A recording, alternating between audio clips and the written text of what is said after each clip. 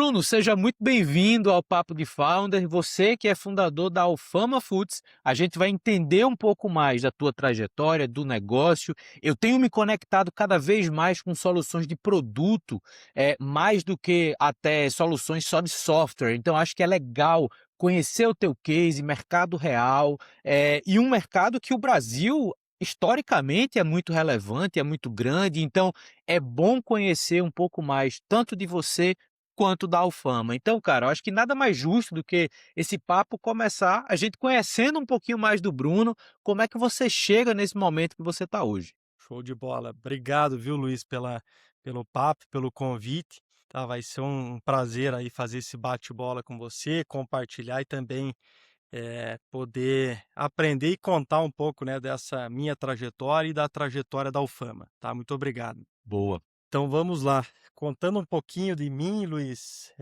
né, eu hoje tenho 33 anos, tá? Eu sou de Cascavel, no Paraná, né, uma cidade do interior perto de Foz do Iguaçu. Eu fui estudar muito cedo em Curitiba, então eu fiz o ensino médio inteiro lá e comecei a cursar administração na Universidade Federal do Paraná. Então, no primeiro ano da faculdade, eu comecei a empreender, né? O negócio era um restaurante, né? Um restaurante português. Então, eu toquei praticamente esses 4 anos de faculdade, praticamente com o negócio que eu e meu irmão criamos naquele momento. Então, assim, foi um período de bastante aprendizado e eu consegui, né, aplicar muita coisa ali na prática, que a administração, ela se ela não estiver conectada com a realidade, ela pode ficar algo um pouco mais, vamos dizer, intangível e tal. Então, para mim, eu consegui aproveitar muito esses anos, né, para aplicar muita coisa no dia a dia do negócio que nós criamos. Então, ao longo desses 4 anos, nós tivemos esse restaurante que se transformou numa rede, né? A gente chegou a ter 7 operações entre Paraná e Santa Catarina, e daí, né, concluí a faculdade, e daí realmente foi praticamente onde eu casei ali com o início da virada do negócio para o Alfama. Então, né, basicamente essa foi, né, a minha fase ali de graduação, e depois eu tive algumas especializações, né, eu fiz uma pós em Lean, né, como eu estava muito envolvido na área fabril, eu acabei fazendo uma pós em Lean Manufacturing, que me deu uma boa profundidade ali de gestão industrial, né, que foi uma boa base ali para depois a gente conseguir escalar o negócio. E depois, à medida que o negócio foi se profissionalizando, eu fui para uma linha ali para me aprofundar em finanças mesmo, compliance, aí eu acabei fazendo um MBA na FGV. Então, basicamente, esse é um pouco, né, do Bruno, né, e a minha história ela se confunde bastante com a Alfama, porque basicamente, né, a minha experiência toda foi dentro do próprio negócio. Então, ao longo desses anos aqui, né, eu consegui me aprofundar muito nesse mercado. A gente tem um mercado de nicho, mas eu, né, não tive outras experiências fora do próprio negócio. Cara, muito legal. E aí, já começando por esse ponto que eu acho muito bacana, conhecer e conversar com pessoas que têm experiências longevas nos negócios que estão à frente, porque hoje, querendo ou não, com o mercado que a gente tem, com as dinâmicas de mercado que a gente tem, é muito difícil a gente ter empresas que passam de 10 anos, às vezes 15, 20 anos. Então, sempre que eu converso com pessoas que têm experiências de longo prazo com os negócios, eu acho que isso traz uma robustez até no perfil empreendedor um pouco maior. E só um fato curioso para a gente começar de fato a conversar sobre a Alfama, eu durante muito tempo trabalhei com consultoria e eu tive muitos clientes no interior do Paraná. Tive Legal. cliente em Cascavel, tive cliente em Pato Branco, Maringá, eu tive mais de 20 clientes em Maringá. Caramba. Então aquela região do sudoeste, norte e oeste paranaense como um todo, eu conheci muito antes de conhecer Curitiba. Curitiba foi a última cidade que eu conheci no estado do Paraná. Que legal. Então, gosto muito da região, é muita gente empreendedora, de muita competência. Então, assim, bom saber que você veio de lá. E fato curioso também, eu me especializei em Lean, né, na linha daquele Lean Six Sigma, para poder justamente trabalhar com um modelo de maturidade de gestão nessas empresas. Que Então, legal. também é uma área que eu passei durante muito tempo dentro dela. Mas, cara, Bacana. Tirando os fatos curiosos aqui, a Alfama, ela atua dentro de uma indústria super tradicional, super consolidada no Brasil. O Brasil é reconhecido mundialmente por essa economia. E obviamente a gente sempre vincula esse mercado, e eu vou deixar você apresentar a Alfama já já, eu não vou trazer ainda nenhum spoiler, mas é muito comum a gente olhar para esse mercado sem nenhum viés de inovação quanto negócio. O que me chamou a atenção na Alfama, passando para você, quando eu fui olhar a aplicação do negócio ao tipo de cliente que você tem e a forma que você entrega valor para o seu cliente, eu percebi ali uma inovação frente a um mercado absolutamente tradicional. Então eu queria nessa primeira pergunta que você apresentasse o que é a Alfama, mas já viesse com esse outro aspecto de por que que a Alfama é focada no mercado food service? Por que que a Alfama se propõe a entregar valor dessa forma para esse mercado? Legal, acho que a tua leitura foi bem bacana e acho que, né, um pouco do que a gente acredita, né, esse ângulo que a gente pegou dentro do mercado de proteína, que é um mercado, né, gigantesco e como você bem disse, o Brasil é uma referência, global nesse segmento, mas é o ângulo que a gente pegou é que fez, né, a gente encontrar o nosso espaço dentro desse mercado e gerar um valor talvez muito superior até outros players que por mais que sejam maiores, são até mais verticalizados, não conseguem, né, adaptar o negócio para as peculiaridades desse segmento. Então acho que o contexto da tua leitura, eu acho que ele é bem legal. Então falando um pouco de Alfama agora, Luiz, então a Alfama é uma indústria de processamento de proteína animal voltada especificamente para o mercado de food service. Então, para quem não conhece, o mercado de food é o mercado de refeição fora do lar, né? Então, tudo que engloba refeições fora do lar, então, restaurante, pizzaria, né, hotéis, franquias, food trucks, refeições coletivas, tudo isso é considerado food e é um mercado de mais ou menos 500 bi no Brasil. Então, é um mercado que, né, o setor é mais empregador do país. Então, ele tem uma relevância muito grande para a economia, né? E o Brasil é um país que tem um food service muito forte, né? Apesar de a gente ter alguns desafios ali da classe média, mas o Brasil ele tem uma relevância importante aí no food service comparado a outros países. Então, então o nosso campo de atuação é esse. Nós começamos, agora contando um pouquinho da história, né? Nós começamos em 2012 o negócio, então ele foi basicamente, né, quando a gente entendeu o mercado de food do outro lado do balcão, né, que é como rede, a gente teve diversos, né, desafios ali, principalmente no momento que a gente decidiu escalar o negócio. Então a gente tinha uma rede de 7 lojas e a gente importava alguns itens, né, bacalhau, vinho, azeite, e a gente viu uma dificuldade muito grande em padronizar algumas etapas críticas que a gente entendia que fazer na loja traria um nível de complexidade muito grande para a gente ganhar escala. Então foi diante ali desse cenário que a gente, né, falou, puta, como vai ser? Então a gente tinha essa dor. Quando a gente foi expandir em 2014, a gente foi para a feira da ABF, né, que é a maior feira, né, de franquias da América Latina, como franqueadores, né, fomos lá expor lá como rede mesmo, só que lá a gente conheceu vários franqueadores lá. Então, que estavam mais ou menos estavam no mesmo lado nosso, e nesses, né, conversas de corredores, a gente fez um bom relacionamento com esses franqueadores. Mas o intuito de estar na feira, obviamente, era crescer com o número de lojas.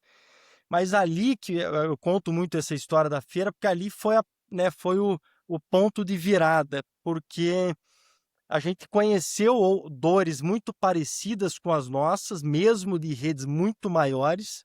Então, assim, redes de 100, 150 lojas tinham uma dificuldade muito grande de terem, vamos dizer, um atendimento mais, vamos dizer, que atendesse melhor às necessidades do franqueador. sabe, que é um produto padronizado, que tem que ter um nível de serviço. Então essa conjuntura que o franqueador via como algo muito relevante para o negócio dele, no segmento de proteína ele tinha uma dificuldade gigantesca, tá.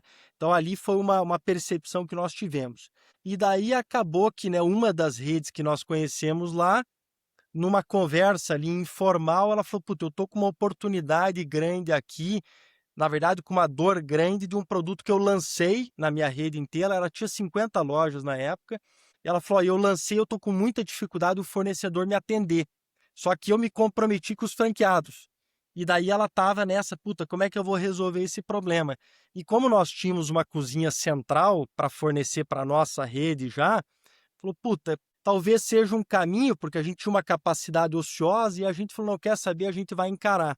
E corremos, né, para desenvolver esse produto para ela, e esse era o produto que era a carne seca desfiada, que era um produto diferenciado para o mercado e que tinha uma barreira de entrada, vamos dizer, para você produzir na loja muito grande. Então era muito difícil você executar esse produto na loja para ter o produto no teu cardápio. Então ele tinha algumas características que deixavam esse produto mais desafiador para a rede.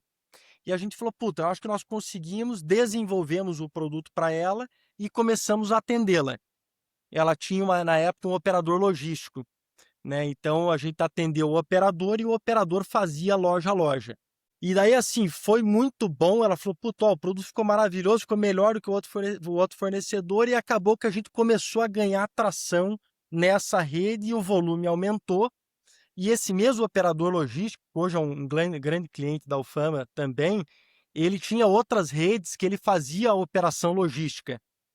Aí teve lá uns 60 dias depois, ligou o Luiz, que hoje é da Alipar, que é do Montana Grill e tal, e que é amigão nosso hoje, ligou e falou: "Olha, eu vi o produto, eu já provei e agora eu quero que você forneça para minha rede, porque já está no estoque aqui". Então, basicamente, Luiz, a gente começou a atender ele e a gente viu realmente esse mercado de franquias, né, bem desassistido, vamos dizer, naquele momento, e a gente tinha um produto que era, vamos dizer, especial, né? Um produto que as pessoas do mercado tinham um apelo, mas tinham praticamente não tinha concorrente. Então, às vezes, o cara deixava de ter esse produto no cardápio porque ele não tinha fornecedor. Então, qual que foi o raciocínio naquela época? Foi, cara, vamos escalar com algo muito simples. Então, a gente pegou esse SKU, e como nós estamos em Cascavel, que é vamos dizer, a região do Brasil com a maior concentração de frango, até uma das maiores do mundo ali, então a gente conhece todo mundo o frango. Então eu ter acesso à matéria-prima do frango resfriado ali era muito fácil também. Então a gente lançou o peito de frango desfiado. Então a gente tinha a carne seca e o peito de frango desfiado, vendemos para esse operador e falamos: puta, esse acho que é um mercado que, né, Oceano Azul, ele tem um desafio técnico grande porque ele tem muito valor agregado.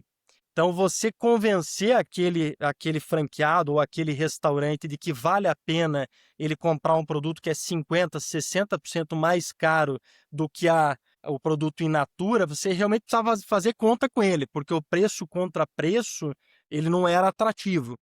Então, exigia essa venda muito técnica. Então, a gente falou: puta, vamos se debruçar nisso. E acho que foi uma decisão muito acertada nossa. A gente começou a focar nisso e começamos a ganhar escala num segmento bem nichado. Então, era redes e franquias com 2 SKUs. E daí fomos ganhando tração nisso, né? Vimos que esse era um mercado, né, ainda a ser desenvolvido e que tinha, né, muito espaço. A gente acabou vendendo a rede e daí, a partir daquele momento, a gente começa, vamos dizer, a história da Alfama mesmo, e que durante um bom tempo da história dela, ela teve como portfólio principal e praticamente único a categoria de cozidos e desfiados. Então foi uma categoria que iniciou em 2014, mas não existia no mercado, e a gente criou esse mercado ao longo desses 12, 13 anos e virou um mercado relevante no Brasil e que, obviamente, é natural que depois tenham outros concorrentes que entram. Mas hoje a gente ainda tem 84% do market share dessa categoria, sendo que essa categoria tem Friboi, tem Minerva, tem Vapsa, não tem caras que são grandes, mas que não conseguiram, né, fazer esse trabalho mesmo e essa velocidade e esse volume na categoria. Aí, então nós ficamos mais ou menos dos 3 anos, com esse nicho, ganhamos uma boa relevância em redes. Quando a gente foi olhar para o próximo passo de expansão, a gente construiu uma fábrica nova, aí uma fábrica totalmente voltada para processamento, para termoprocessamento de proteína. Então pegamos, né, as melhores tecnologias, as linhas de autoclave, os desfiamentos automáticos, pesagem automática. Então realmente fizemos um investimento, né, num nível bem alto mesmo. Pegamos o que tinha de melhor no mercado para termocozidos. E daí, como nós íamos, né, começamos a ter muito mais capacidade quando essa fábrica ficou pronta, a gente olhando para o mercado de food brasileiro, daqueles 500 bi mais ou menos de receita, hoje 75% dela tá distribuído nos operadores independentes. Então, o operador independente é quem? É o seu Zé da esquina, é a pizzaria de bairro, todos esses, né, restaurantes individuais, né, trazendo para uma, uma, uma, uma explicação mais básica, todos esses individuais a gente chama de operadores independentes e hoje no Brasil eles ainda são o maior mercado de food. Então a característica do mercado brasileiro ele é muito pulverizado. Então você tem 25 concentrado em redes, sendo que as grandes redes, McDonald's, Burger King, representam uma boa parte dos 25. Então você tem lá 15, 16% que está nesses grandes. Então o mercado ele tem essa característica. Quando a gente foi pensar em expansão, a gente falou, puta, nós não podemos ficar restrito ao mercado de franquias, porque o maior mercado a gente ainda não está acessando. Aí foi uma segunda grande virada de chave, eu diria que foram as duas principais, que foi quando a gente formatou o negócio para atender o operador independente, né, com produto e serviço que ele gostaria de ser atendido. Então aí a gente construiu um modelo de parceria estratégica com distribuidores. Então é um modelo, né, que a distribuição food ela já ela é um mercado muito grande, mas na proteína não é comum no Brasil. Fora do Brasil é muito comum o restaurante ser atendido via distribuidor mesmo na proteína. No Brasil, não. Como os frigoríficos ficaram muito grandes, conseguiram verticalizar completo, eles acabam chegando até o pequeno restaurante. Então, isso acaba criando uma competição, eu não digo desleal, mas eles acabam virando, né, eles têm dentro do próprio negócio alguns negócios muito diferentes. E acaba que quando você tem uma cadeia muito extensa, é difícil você trabalhar em alto nível em todos eles. Então, no caso, por exemplo, a distribuição, por mais que esses grandes players são muito grandes em nível de faturamento, a operação de distribuição deles não tem comparação, por exemplo, com o meu distribuidor regional, porque aquele cara domina os clientes, ele domina para quem ele vai dar crédito, para quem ele não vai dar crédito, ele tem uma visão sobre o mercado local muito mais apurada, talvez, do que uma própria JBS ou esses grandes players de mercado. Então isso, Luiz, acabou nos dando regionalmente uma força comercial muito grande. Então, à medida que a gente foi calibrando esse modelo para que fosse uma via de mão dupla, que fosse bom para o Fama, mas que ele visse como algo bom para o negócio dele, a hora que a gente casou isso, e levou um certo tempo para a gente chegar nesse patamar, a hora que a gente casou, a gente passou a ser um fornecedor muito relevante. Uhum. Então, assim, são itens de valor agregado alto, eles têm recorrência, né? E para o business dele, que é logístico, quando o cara positiva a Alfama ajuda muito a diluir aquele frete em percentual. Então, quando eles enxergaram isso, acabou que eles começaram a priorizar o Fama dentro do portfólio lá de 220 indústrias que estão com o portfólio dentro do distribuidor. Então, essa combinação fez a gente ganhar muita tração nesse mercado, né? E de 2016, 2017, Luiz, para cá, a gente ganhou muita escala nesse negócio e que acabou virando o grande core da Alfama. Sim. Né? Hoje, se a gente olhar a nível nacional, a gente tem 110 distribuidores, né, espalhados no Brasil inteiro. que praticamente, Luiz, entregam no Brasil todo em 24 horas. Você tem lá exceções, Manaus e tal, que você tem ali translado, que são operações com realmente uma logística, uma distância muito maior, mas assim, todas as capitais, se você pedir Alfama hoje em Vitória, por exemplo, você recebe no dia seguinte no máximo. Em Uhum. São Paulo, Rio, Curitiba, você pede até 10 horas da manhã, você recebe no mesmo dia. Isso é algo impensável na proteína, sabe? Então acabou que esse nível de serviço que o distribuidor era muito bom, ele veio muito a agregar o nosso modelo de negócio. Então hoje esses 100, 110 distribuidores têm uma capilaridade muito boa. Então hoje a média, Luiz, que nós atendemos em número de clientes na ponta é mais ou menos 30 mil clientes mês. Legal. Então a gente faz uma leitura dessa venda, né? A gente tem um sistema que chama Data Sense, então eu faço uma leitura diária da venda dele, então eu consigo, né, olhar para a base dele e ter uma inteligência comercial para apoiar ele a vender mais o portfólio Alfama. Então eu tenho esses dados, né, de maneira segura, porque o canal indireto ele tem esse desafio, né? Se você não for especializado, você vai mandar o teu produto para o distribuidor e você não vai ter uma visão da porta dele para frente. Então você Uhum. fica um pouco míope sobre, né? Beleza, eu atendo 30 mil clientes, mas será que é pizzaria? Será que é hamburgueria? Será que é buffet por quilo? Então as ativações, o próprio portfólio mesmo, ele precisa, né, atender bem ao cliente do meu distribuidor. Então é um canal que ele tem uma certa complexidade, mas como a gente ficou muito especializado nele, a gente acabou ganhando muito espaço mesmo e é uma questão de foco, né? É uma questão de especialização mesmo, a gente acabou conseguindo chegar num modelo, né, que para o operador é realmente uma saída muito importante. E para fechar o raciocínio, no pós-pandemia, que foi onde a gente cresceu muito, teve uma característica de mercado mesmo que potencializou a tese Alfama para o operador, que é realmente o problema estrutural de mão de obra. Então hoje, né, o nosso consumidor lá, que é o restaurante, hoje ele está realmente com um problema gravíssimo de mão de obra que está limitando o crescimento dele, né, e limitando muitas coisas operacionais.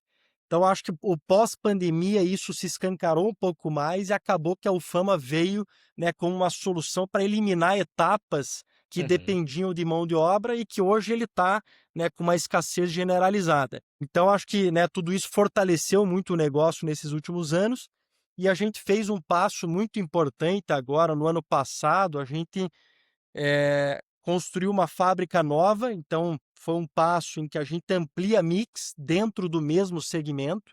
Então a gente acredita que essa vertical de food, a gente tem muito espaço de crescimento, ela vai com folga nos levar aos objetivos que nós temos para os próximos 5 anos, mas a gente deu um passo importante que foi ser multicategoria dentro do food. Então Uhum. a fábrica de Louveira nova, que começou a operar em janeiro, mas que o projeto começou lá em fevereiro do ano passado, é uma fábrica voltada para produtos porcionados. Então é bovino e frango porcionado, peso padrão. Então esse é um diferencial, como a gente é do mercado food, o operador valoriza muito o peso padrão. Então se você considerar outros players que têm porcionado, o portfólio não atende tão bem o food. Pode atender, por exemplo, muito bem o consumidor final, que é o Uhum. próprio caso da Swift, né? O portfólio é muito bom, mas ele é um portfólio mais desenhado para o consumidor final. Então ele deixa um pouco a desejar em coisas que o operador valoriza e que, como a massa crítica da Swift é o consumidor final, ela acaba fazendo, na média, algo que atenda melhor às necessidades do consumidor final. Mas basicamente é uma linha similar à Swift, bovino e frango, só que tem esse diferencial do peso padrão. Então os bifes, eles têm um range de 10 gramas, então a gente tem bife desde 110 gramas até 180, né? Então eles vão variando dependendo, né, do corte. Então tem 4 bovinos, então é um portfólio de mais ou menos 20 SKUs, 22 SKUs entre bovino e Uhum. frango, e a gente entra com esse portfólio agora, né, e estamos agora exatamente no momento que nós estamos abastecendo os estoques de todo mundo, no momento que o porcionado está, assim, com uma altíssima demanda. Então acho que foi um momento bem oportuno, né, um momento bem legal e nós estamos sentindo, né, que ele, diferente de outras categorias que a gente, vamos dizer, teve um esforço comercial para vender a tese ou vender, né, o negócio como vantagem para o operador, hoje, no caso do porcionado, está fluindo muito bem, porque é uma dor muito escancarada para ele, sabe. Uhum. Então, acaba, Luiz, que esse é um ano que a gente entende que vai ser um ano de bastante expansão, né, a gente se preparou muito em 2026, e esse é um ano que a gente já está ganhando bastante tração, por ter uma capacidade produtiva bem maior nas 2 fábricas, né, e por ter uma categoria que tem muita demanda e é uma categoria que tem uma característica de muito mais volume do que o próprio cozido. Uhum. Então, estamos bem animados aí com os próximos passos, né, foi uma história, né, que teve muitos altos e baixos, muitos desafios, né, se encontrar dentro desse mercado, que é um mercado extremamente agressivo, um mercado que tem uma característica de desafio financeiro muito grande, então, né, você tem basicamente um fluxo totalmente invertido. O mercado hoje opera no pagamento à vista para o produtor e você tem prazo para o teu cliente, então ele tem um fluxo invertido e isso torna o negócio, Uhum. né, financeiramente bem desafiador. Então a gente foi se encontrando dentro dele e fomos, né, achando o nosso espaço e hoje eu diria que para esse cliente, para esse segmento, a Alfama tem um belo reconhecimento de marca, né, como um operador de food mesmo, em proteína. Cara, eu poderia passar horas te ouvindo falar. Primeiro que outro fato aqui que me pega muito, eu tive startup de logística. Então eu Uhum, lidei muito com distribuidor, lidei muito com operador logístico, eu lidei muito sim. com importa você falou lá atrás de importação, então eu tive um cliente, por exemplo, que exportava todo mês 20 contêineres de melão para a Europa.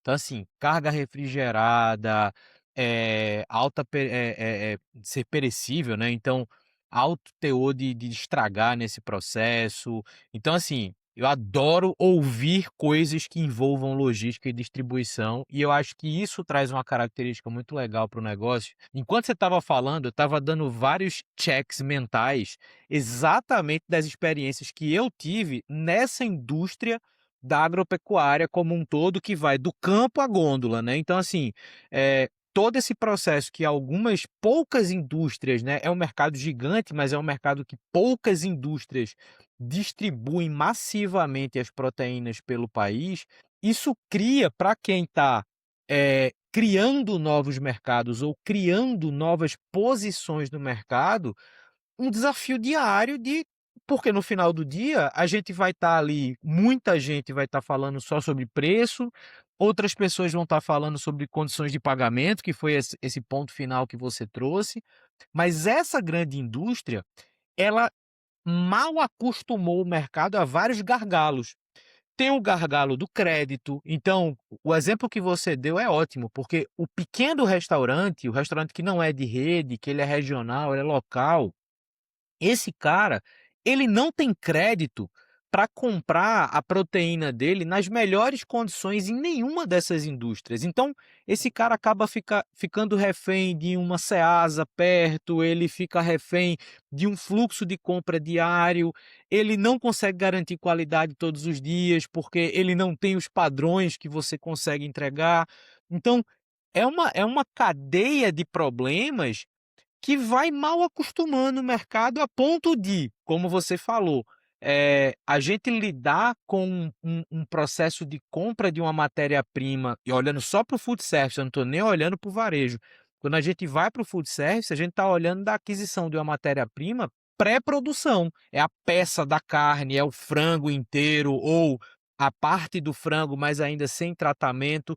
E esses lugares tem limitação de armazenamento, tem limitação de mão de obra, como você falou. Então, quando você mostra que a proteína, ela pode ser oferecida ao mercado com um aumento de valor agregado, e esse valor agregado está principalmente atrelado à distribuição, à pré-produção, o armazenamento, cara, isso salva a vida de muita gente pequena.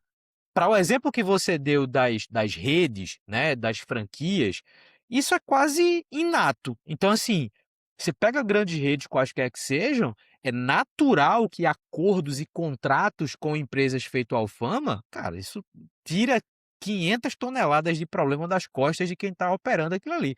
Mas o pequeno também é afetado. Só que aí você já trouxe um ponto que era a pergunta que eu ia fazer depois, que era desafio de crescimento, porque Sim. esse mercado é absolutamente pulverizado, mas aí você achou o lugar que é o ponto central para você se relacionar com o mercado, que não é com o restaurante, é com o distribuidor.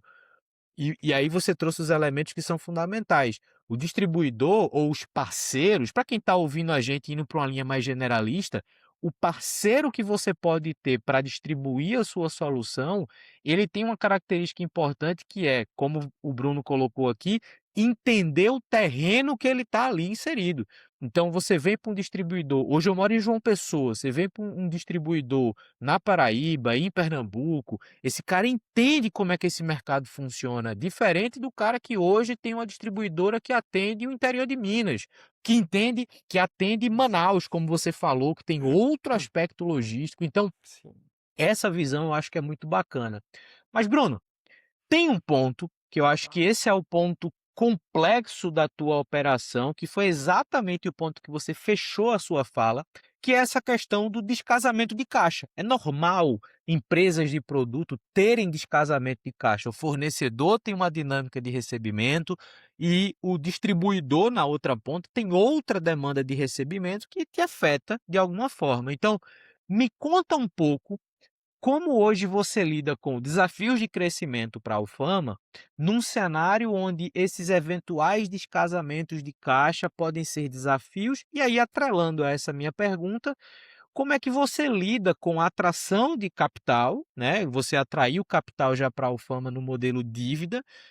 Como é que você gerencia essa estrutura financeira para que a Alfama cresça de forma sustentável e que em algum momento aí da tua história, se você quiser trazer captação com equity, por exemplo, isso faça sentido tanto para os investidores quanto para vocês? Então, legal, acho que esse é um ponto bem interessante, Luiz, e quando a gente olhava, né, pensando no negócio, assim, dos grandes desafios que a gente teria pela frente, né, quando a gente ainda estava menor, a gente sempre colocou, né, os 2 principais desafios, o primeiro deles era financeiro e o segundo era produção. Então, comercialmente, a gente já via muito espaço no passado e a gente via que existia espaço para o trabalho que a gente, né, conseguiu depois concretizar e executar. Então, a gente sempre lidou muito com essa ordem de, né, o problema central do negócio, que é a grande barreira de entrada, eu acho, para não ter, né, mais concorrentes, que para o consumidor seria bom, né? Hoje o mercado está muito concentrado, então eu acho que a grande barreira de entrada nesse caso realmente é o financeiro. E por que que eu acho que o financeiro nesse negócio especificamente ele tem um nível de complexidade maior do que outros? Primeiro, você tem um capex muito alto, né? Então, hoje pra você comprar uma máquina de processamento de proteína, como a majoritariamente são máquinas importadas, porque elas têm um nível de tecnologia alto, diferente do próprio abate. Vamos dizer, o abate ele é uma etapa do processo, uma etapa, né, da cadeia que se agrega pouco valor, mas ela não tem um nível de tecnologia tão alto. É óbvio que, dependendo do volume, você pode ir trazendo, né, tecnologia para algumas etapas. Mas se você for numa fábrica da própria JBS, sei lá, de 1.500 boi por dia, que é uma puta de uma fábrica, você vai ver gente desossando manualmente a linha inteira, sabe? Então, no processamento, você tem um nível de tecnologia muito alto e você depende de um equipamento importado. Então, é um segmento que exige um capital para CAPEX muito alto mesmo. Então, qualquer máquina que você vai importar custa lá 2, 3 milhões, sabe? Então, você tem esse, né, esse desafio de colocar uma fábrica tirar ela do papel. Segundo ponto que eu acho que para esse negócio é bem desafiador é o capital de giro, né? Então, se a gente olhar, você tem um descasamento completo, porque você paga a matéria-prima, em geral, a proteína lá na ponta à vista, né? Então, esse mercado também, a JBS mudou. Eu falo JBS porque é difícil você falar em proteína, né, e não comentar sobre a JBS, porque ela foi uma das grandes das empresas que transformou positivamente também o mercado, né? Então ela acabou moldando muita coisa do que é o mercado de proteína hoje. Mas então, assim, esse pagamento do pecuarista acabou se tornando um pagamento à vista. Você tem a estocagem de matéria-prima, você tem a estocagem, você tem o produto em processo e você tem mais o teu produto acabado. E ainda você vende com prazo. Então, se você for olhar o ciclo financeiro, você está falando em, no mínimo 60 dias descasado entre o que você pagou à vista e você estocou matéria-prima, processou ela, colocou no teu estoque de produtos acabados e vendeu com prazo.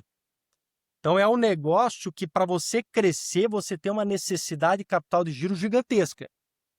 Então, você fica sempre... E se você não tiver uma estrutura adequada, você não consegue crescer mesmo. Porque quanto mais você cresce, mais você tira dinheiro do caixa, né? Por mais que você esteja entregando resultado, né? Pensando em lucro líquido ou EBITDA mesmo. Então, é um negócio que ele tem um descasamento de mais ou menos 60 dias, né? E o terceiro ponto é que é um segmento que tem muito valor agregado e as margens não são grandes. Então, você gira muito dinheiro. Então, essas três coisas fazem esse segmento ter um desafio financeiro muito grande, tá? Então, assim, a gente, obviamente, identificou isso, né? No início do trabalho, já percebemos que isso era algo bem desafiador. Fomos tocando, num primeiro momento, fomos, né, aportando realmente dinheiro para começar o negócio. Né, fomos crescendo com mais capital próprio e um pouco de banco mesmo. Quando você está menor, realmente o crédito bancário, se você tiver, né, uma boa reputação ali com os bancos, você consegue ir até um certo ponto, né? Então, o mercado bancário, ele é muito competitivo em taxa, mas você vai até um certo limite, você tem pouca alavancagem, né? Então chega uma hora que você não tem mais o que fazer. Realmente, o teu endividamento está um pouco mais alto, você já não consegue mais tomar esse dinheiro em banco, e daí você fica nesse marasmo das empresas médias, né? Então, o que eu diria, assim, Luiz, eu acho que tiveram duas características. A primeira foi uma preocupação grande, né, com a questão de sistema e transparência dos dados. Então, a gente era uma empresa pequena. Lá atrás, a gente implementou SAP, por exemplo. Então, a gente implementou SAP lá em 2017. Então, já mostrou, assim, uma preocupação a empresa em ter, né, um sistema robusto que depois pudesse ser facilmente auditado. Então, a gente começou fazendo vamos dizer, essa fundação bem estruturada. Então, implantamos um bom sistema, nos preocupamos com os processos, e à medida que a gente foi crescendo, a gente foi tentando replicar boas práticas, né, de empresas maiores, no sentido, reporte trimestral, por mais que ainda não era auditada, mas a gente sempre buscou dar uma boa transparência para os parceiros financeiros que estavam no barco e, obviamente, para novos parceiros financeiros que poderiam entrar. Então, a gente sempre foi reconhecido como uma empresa que se preocupava com gestão, com número, com balanço, com resultado. Então, a gente sempre teve essa preocupação, por mais que a gente ainda fosse pequeno naquela época. Então, essa base toda, Luiz, fez a gente conseguir entrar mais no mercado financeiro. E a gente entrou no mercado financeiro em mais ou menos 2018, 2019, com uma estrutura de FDIC.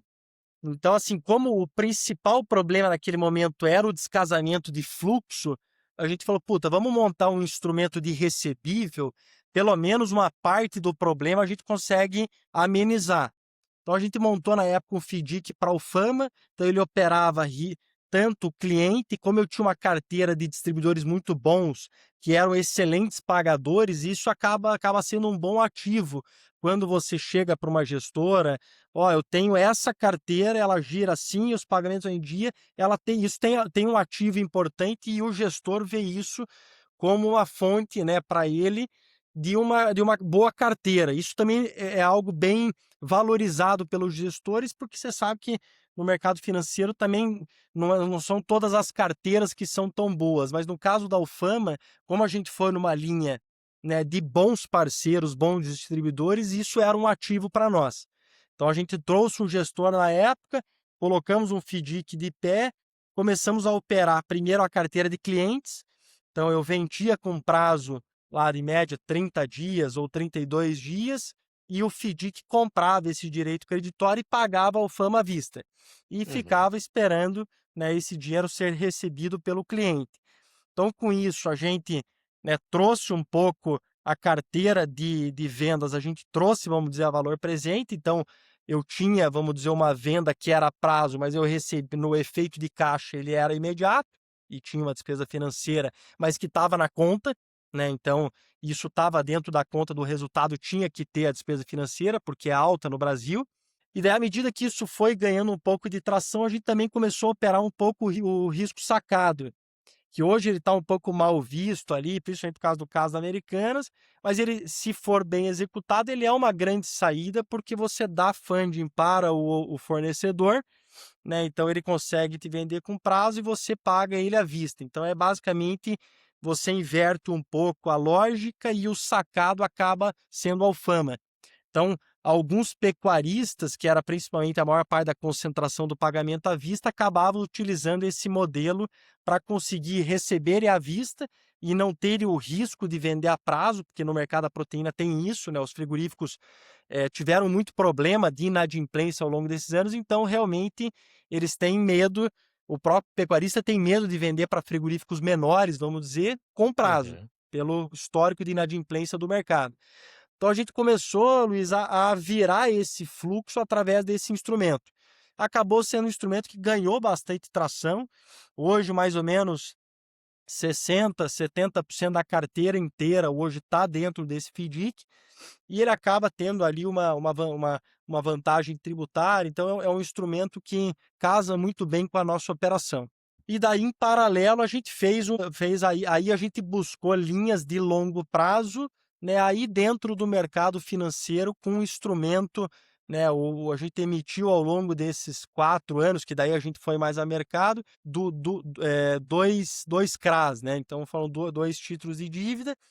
Emitimos um e depois emitimos um segundo. Pré-pagamos o primeiro porque ele era mais alongado, então ele tinha um perfil mais adequado, um pouco mais alongado. A gente acabou pagando antecipado o primeiro e estamos dentro do balanço carregando um CRA mais de longo prazo. Então foi Caramba. esse mais ou menos o formato e foi o que viabilizou todo o investimento da fábrica de Louveira, tá? Sim. E pensando só um pouco para frente, para responder a última parte da tua pergunta, como que a gente vê? A gente não vê, Luiz, no horizonte de curto prazo, a necessidade de capital de equity, porque a zona de arrebentação agora principal, que era, vamos dizer, o pré-Louveira, que eu tinha muito CAPEX envolvido nessa nova fábrica, a Uhum. gente conseguiu superar isso através do próprio CRA.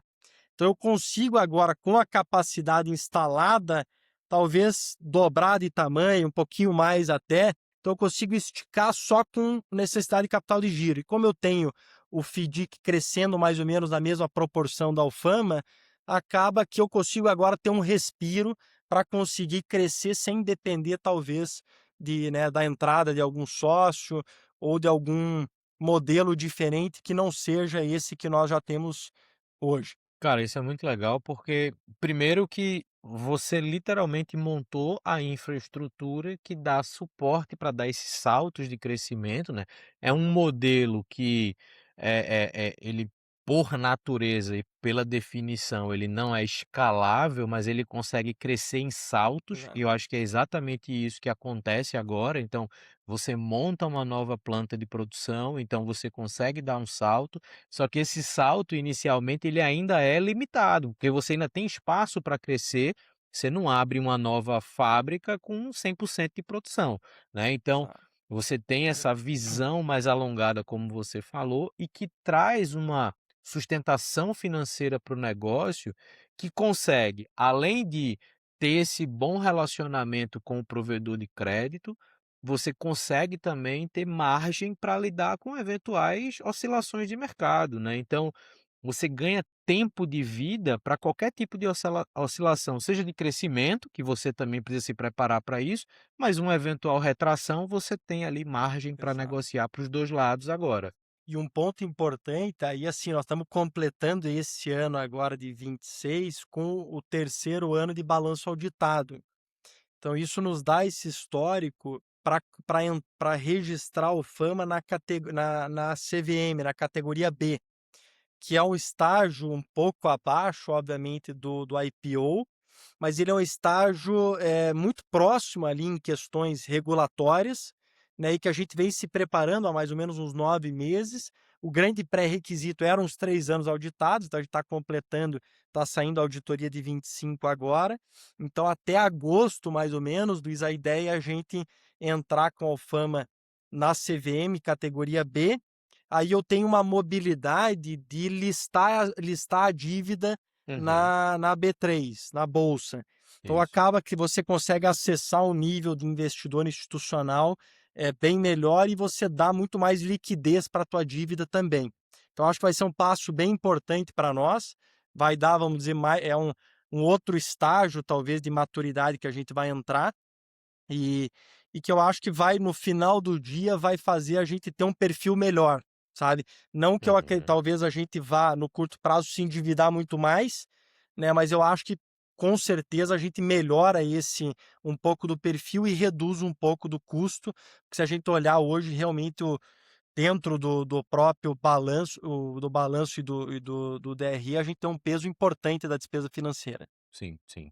Bruno, para a gente caminhar aqui para o fechamento, eu queria trazer também 2 perguntas em uma, e elas giram em torno do teu aprendizado ao longo desse período de Alfama, né. Então eu imagino que até essas mudanças que você foi posicionando aí na trajetória da empresa, isso traz muito aprendizado, isso ajuda no teu amadurecimento enquanto empresário desse negócio, enquanto uma das cabeças que define o próximo passo do negócio, que define a visão de futuro.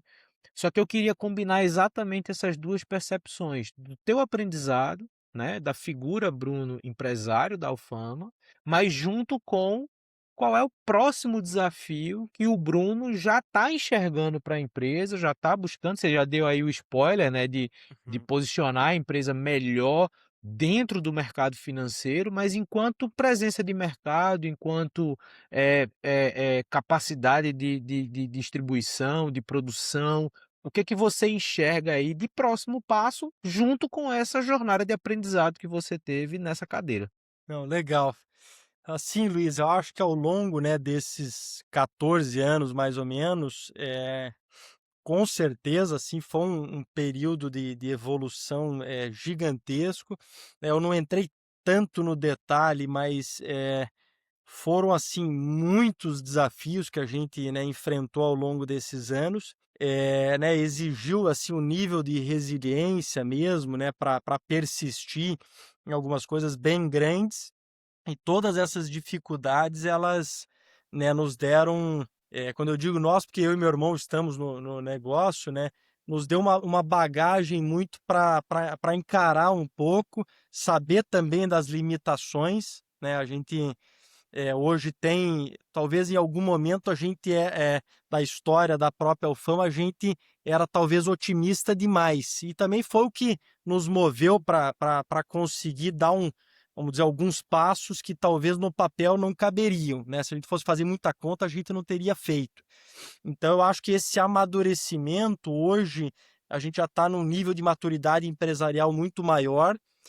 A gente sabe que hoje o negócio já tem um impacto muito grande, né, em relação não só aos próprios funcionários, hoje são mais ou menos 420 funcionários diretos, então hoje as decisões, como você falou, elas têm um impacto muito grande, né, tanto internamente quanto também externamente. Então, eu acho que tudo isso foi, né, um grande aprendizado. Eu acho que os grandes desafios, financeiros e de reestruturação, na minha percepção, foram, né, os principais aprendizados, e eu às vezes, né, em algumas conversas eu sempre falo que eu não trocaria, né, essas experiências de reestruturação de momentos muito difíceis financeiramente falando, eu não trocaria eles por nada, porque eles realmente nos dão, né, uma visão mais, talvez, segura e um pouco mais palpável do que está por vir, né, e nos deixa mais seguro, né, e mais pé no chão para conseguir seguir avançando.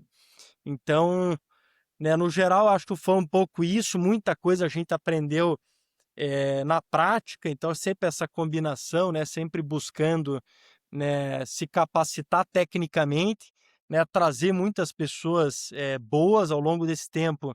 A gente, né, se conectou e trouxe muita gente boa para o negócio, né, fizemos lá atrás, em 2020, 2015, a gente fez o primeiro vesting lá, então a gente já estava olhando para, né, para trazer algumas pessoas mais para o jogo, daí acabou se transformando no stock option mais robusto hoje que nós temos.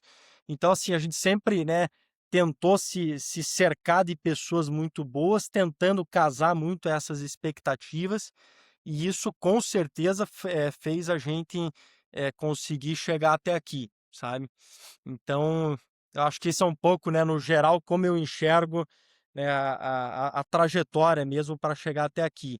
E olhando um pouco para frente, Luiz, eu acho que é um mundo agora bem. A gente tem um campo agora de oportunidades bem grande, né? O nosso foco hoje com essa nova unidade, mais a expansão toda da fábrica de Cascavel, que foi um movimento combinado, né? A gente tirou a parte in natura de Cascavel, então ganhamos muita capacidade lá, numa categoria que a gente já é grande. Então, às vezes você crescer 20, 25% numa categoria que você é mais consolidado, às vezes é mais difícil do que uma base zero, obviamente, do que uma base zero, talvez de uma outra categoria.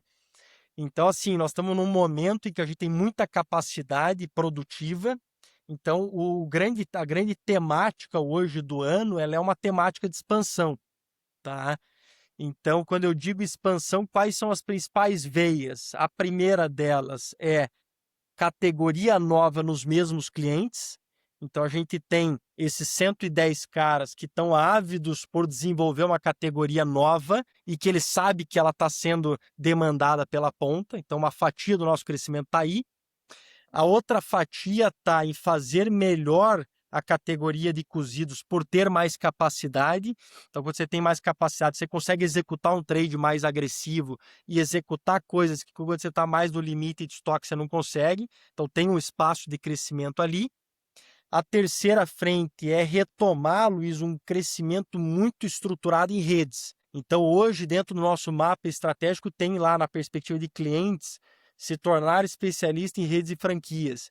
Voltou a ser uma prioridade total para nós agora, porque agora eu tenho capacidade, são categorias que eles precisam muito e estão um pouco desassistidos ainda.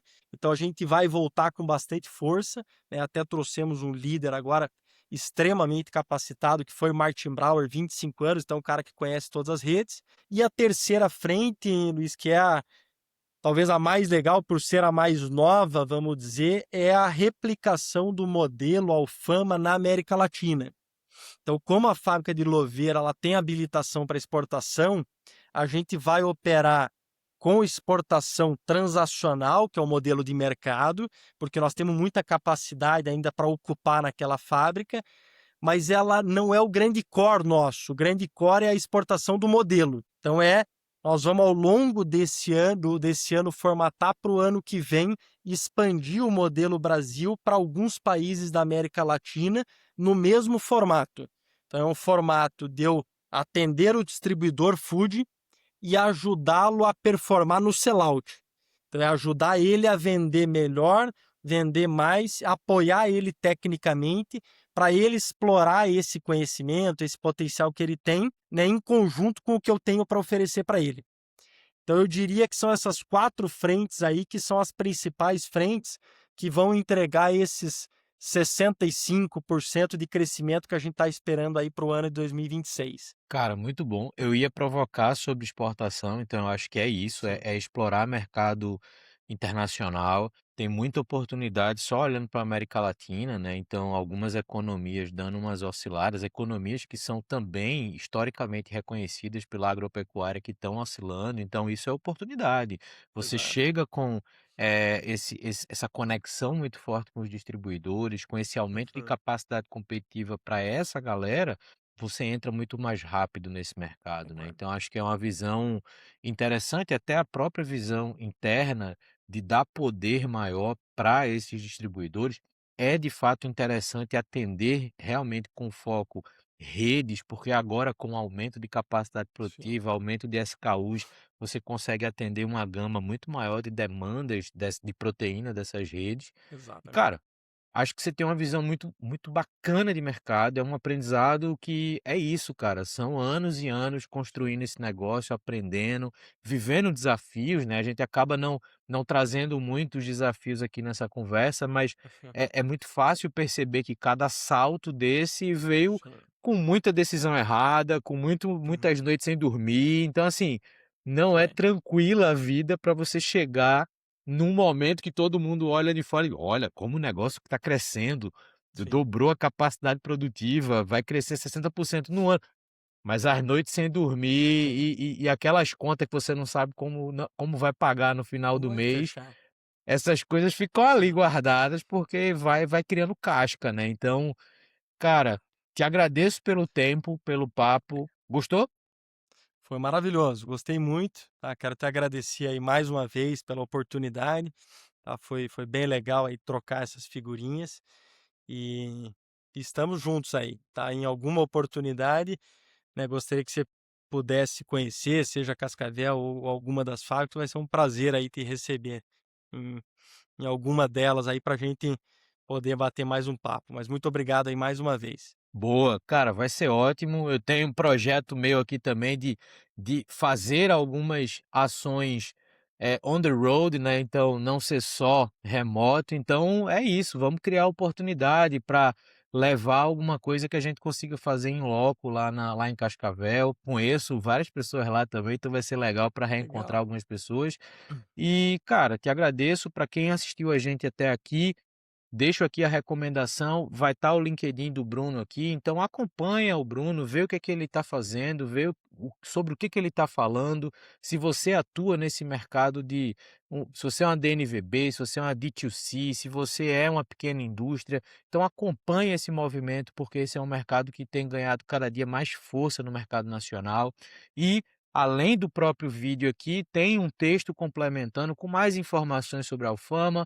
Acompanhe a empresa. Se você trabalha em logística, em distribuição, no mercado food service, está aí uma oportunidade para conhecer mais sobre a empresa e os produtos de proteína que a Alfama está entregando para o mercado. E a gente se vê no próximo Papo de Founder. Valeu!